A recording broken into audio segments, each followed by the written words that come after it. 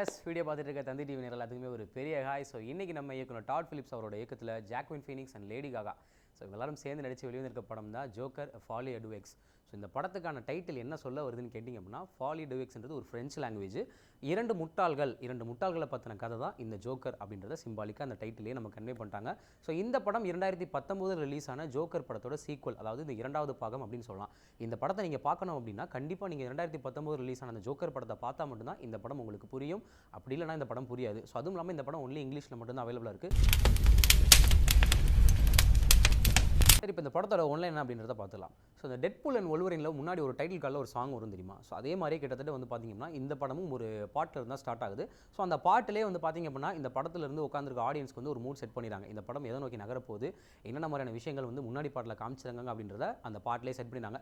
கிட்டத்தட்ட ஒரு animated series, ஒரு கார்ட்டூன் மாதிரி இருக்குன்னு வச்சுக்கலாம். முன்னாடி வந்து ரெட்ரோ ஒரு 60-70களில் வந்து ஒரு கார்ட்டூன் அந்த ஒரு ஸ்டைலில் இந்த பாட்டு இருக்குது அப்படின்றே சொல்லலாம். ஸோ அந்த இடத்துல வந்து ஆடியன்ஸ் செட் பண்ணிடுறனால இந்த படம் இப்படி தான் இருக்க போகுதுன்றதை ஆடியன்ஸ் எதிர்பார்த்து ஸோ அந்த இடத்துல உட்காந்துறாங்க. ஸோ முன்னாடி 2019 ரிலீஸ் ஆன அந்த படத்தோட சீக்வலாக அது ரிலீஸ் ஆகிருக்கின்ற பட்சத்தில் வந்து பார்த்திங்க அப்படின்னா அந்த முன்னாடி அந்த பாட்டில் வந்து ஒரு 5 கொலை பண்ணியிருப்பாரு. ஸோ அந்த 5 கொலையை பண்ணதுக்கான கேஸு இந்த பாட்டில் வந்து காமிப்பாங்க. அது போக இவருக்கான மெடிக்கல் ட்ரீட்மெண்ட்லாம் நிறைய போவாங்க, சைக்காலஜி சம்மந்தமாக நிறைய மெடிக்கல் ட்ரீட்மெண்ட்லாம் போவாங்க.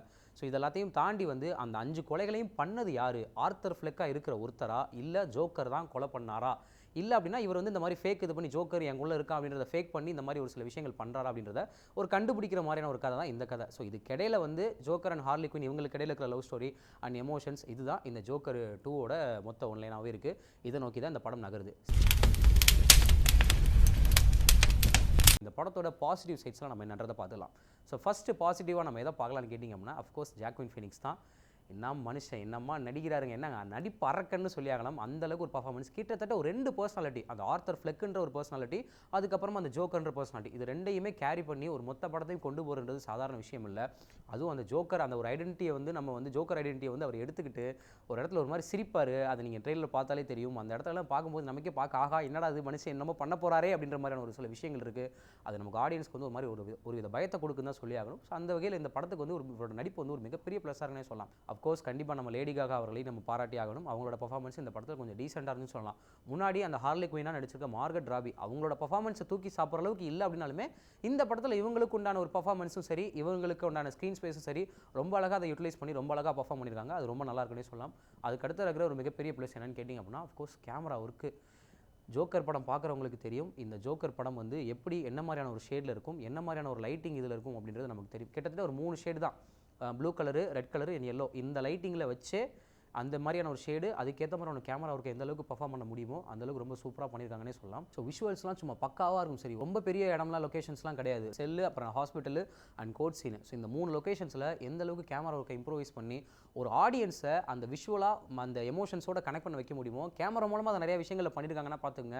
அண்ட் கேமரா ஒர்க் எந்த அளவுக்கு இருக்கும் அப்படின்னு சொல்லிட்டு நிறைய விதமான ஷார்ட்ஸ் யூஸ் பண்ணியிருக்காங்க. ஸோ இதை தாண்டி வந்து பார்த்திங்கன்னா நிறைய விதமான சீன்ஸ் எல்லாம் வந்து கிட்டத்தட்ட அவர் இமேஜின் பண்ணுற ஒரு சில இடங்கள்லாம் பார்த்தீங்கன்னா கேமரா ஒர்க்கு பயங்கரமாக இருக்கும். அதாவது நார்மல் ரியாலிட்டி வேர்ல்ட்லேருந்து ஒரு சில விஷயங்கள் இப்படி தான் நடக்கணும் அப்படின்றத அவர் மைண்டுக்குள்ளே யோசிப்பார்ல, அந்த இடத்துலலாம் கேமரா ஒர்க்லாம் பார்த்தீங்கன்னா சூப்பராக லைட்டை வச்சு பயங்கரமாக விளாண்டுருப்பாங்கன்னு சொல்லலாம்.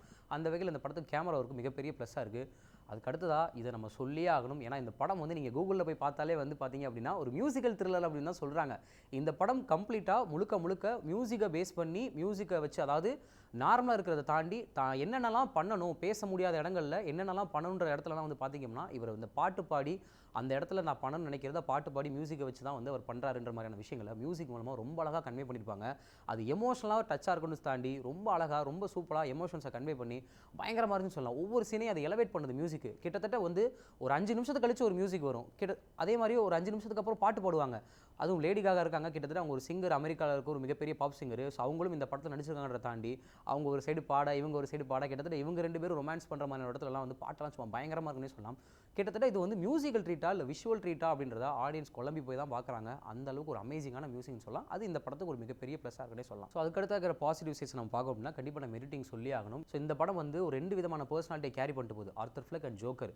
ஸோ ஒரு இடத்துல வந்து பார்த்திங்க அப்படின்னா இமேஜினரி வேர்ல்டா இல்லை ரியாலிட்டி வேர்ல்டா அப்படின்ற இடத்துலலாம் வந்து பார்த்திங்க அப்படின்னா கட்ஸாக இருக்கட்டும் சரி, இல்லை உங்கள் வைக்கிற ஃப்ரேம்ஸ் இந்த மாதிரியான விஷயங்களில் ஜம்ப்பாக இருக்கட்டும் சரி, அதெல்லாம் வந்து கரெக்டாக இருக்குது. ஏன்னா ஏதாவது ஒன்று நம்ம மாற்றி கட் பண்ணி வச்சுட்டாலோ, இல்லை ஏதாவது ஒரு சீனை வேறு மாதிரி இதில் இது பண்ணிட்டாலோ இந்த படம் கொஞ்சம் புரியாமல் போயிடும். ஒரு ஃபேன்ஸுக்கு எப்படி ஃபேன்ஸ் என்ன எதிர்பார்ப்பாங்களோ அதற்கேற்ற மாதிரியான கட்ஸு, ஒரு ஆடியன்ஸை எந்த அளவுக்கு வந்து எங்கேஜிங்காக சீட் எட்ஜில் உட்கார வச்சு பார்க்கறதுக்கான கட்ஸு இந்த படத்தில் இருக்குன்னு சொல்லலாம். ஸோ அந்த வகையில் இந்த படத்துக்கு எடிட்டிங்குமே ஒரு ப்ளஸ்ஸாக இருக்குன்னே சொல்லி ஆகலாம்.